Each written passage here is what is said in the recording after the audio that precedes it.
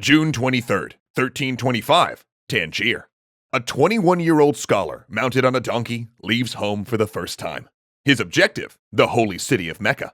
He expects to be gone for 2 years, possibly even 3. I set out alone, he wrote later, having neither fellow traveler in whose companionship I might find cheer, nor caravan whose part I might join, but swayed by an overmastering impulse within me, and a desire long cherished in my bosom to visit these illustrious sanctuaries. So I braced my resolution to quit my dear ones, female and male, and forsook my home as birds forsake their nests. And he will not return home for another 24 years.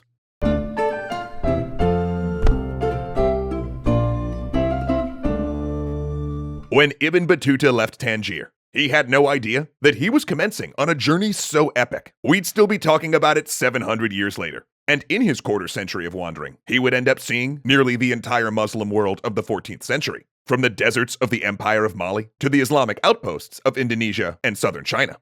In doing so, he would travel around 75,000 miles, enough to circle the globe 3 times, meet 60 heads of state, and visit 40 modern countries. He would survive kidnapping and shipwreck, witness revolts and military campaigns, be imprisoned by a mad sultan, and encounter the horrors of the Black Plague. And when he finally returned, the ruler of Morocco asked him to spend 2 years dictating all he saw to a literary scholar. The resulting book, a gift to those who contemplate the wonders of cities and the marvels of traveling, a title often shortened to The Travels, is 1,000 pages long, which is sort of a problem if, for example, you're adapting it into a series of 5 short animated videos. But in truth, even if we had 10 times the budget and development time for this series, we still wouldn't be able to do all of Ibn Battuta's travels justice. But what we can do, though, is look at the travels the way historians do today, as a way of understanding the breadth of Islamic religion and culture during the 14th century, how faith was adapted to local conditions, and the trade and travel links that could take a man from North Africa to China. And of course, we'll look at the curious, intrepid, ambitious, and often quite prickly man who experienced it all. Apart from what we learn from the travels, we actually know surprisingly little about Ibn Battuta himself. But we can be sure his formative years in Morocco were the perfect training for a great traveler. Tangier was not one of North Africa's great cities, but it was a massive trade hub. To the north lay Europe. To the south, the golden kingdoms of sub-Saharan Africa. To the east lay the Mediterranean trade networks, and to the west, the burgeoning Atlantic trade. And its docks thronged with both Muslims and Christians, along with merchants from Africa, Europe, and the Middle East. Ibn Battuta's family were scholars of Islamic law and gave their son an education that would let him follow in the family tradition.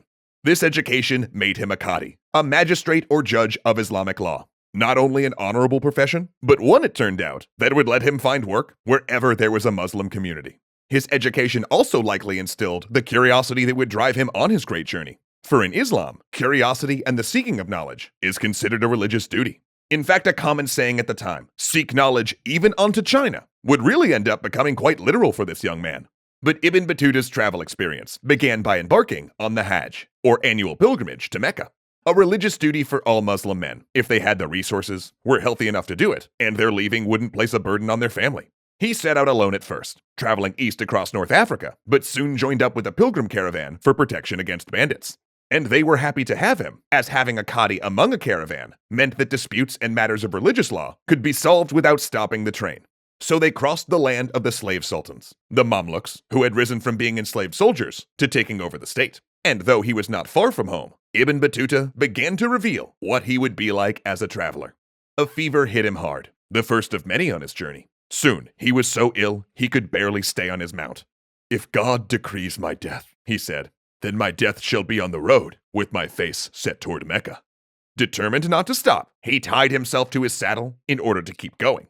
But stop he did. And during that brief sojourn, he did a very Ibn Battuta thing.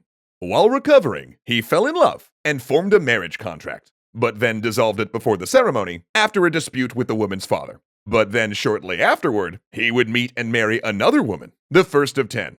Oh yeah, that's right, he would marry 10 women on his journey. Now, we don't know much about these marriages. He simply mentions them in passing, confirming the Islamic literary convention of keeping his private life private. And often, like with his first wife, he would divorce his wives when he moved on, a common practice in medieval Islam, and perhaps these divorces may even have been mutually agreed, since religious law made that the easiest route to ending a marriage. But here is where we get the first hint of Ibn Battuta's lifelong fascination with women. Wherever he went, along with descriptions of food, agriculture, religious life, and court processions, he often remarked on how attractive he found the local ladies. He was also known to have innumerable lovers and concubines over his life, including several that were enslaved. And it's also at this point we get an early indicator of his, well, let's just call it snippy nature. On a stop in Egypt, he visited the town bathhouse and was shocked to find the men inside were not wearing the hip coverings required by law. Basically, they were naked in the locker room. But now here's the thing about Ibn Battuta. He could get a bit judgy. And if he saw you doing something he considered wrong, oh, he was definitely telling the teacher. In fact, historians often refer to him as a busybody, for being all up in your business. But to put it in a more modern vernacular, Ibn Battuta was a total narc. So instead of just telling those guys to please cover up, he went straight to the local governor and started an official crackdown on proper dress in the bathhouses. Yeah, the phrase, "that escalated quickly," was kind of his brand. But while he often comes off as judgmental, his job was to be a judge. And this trip across North Africa offered him the opportunity to develop those skills. Because while he was fully qualified as a Qadi, the universities of Tangier were provincial when compared to those in Cairo, Damascus, and Alexandria.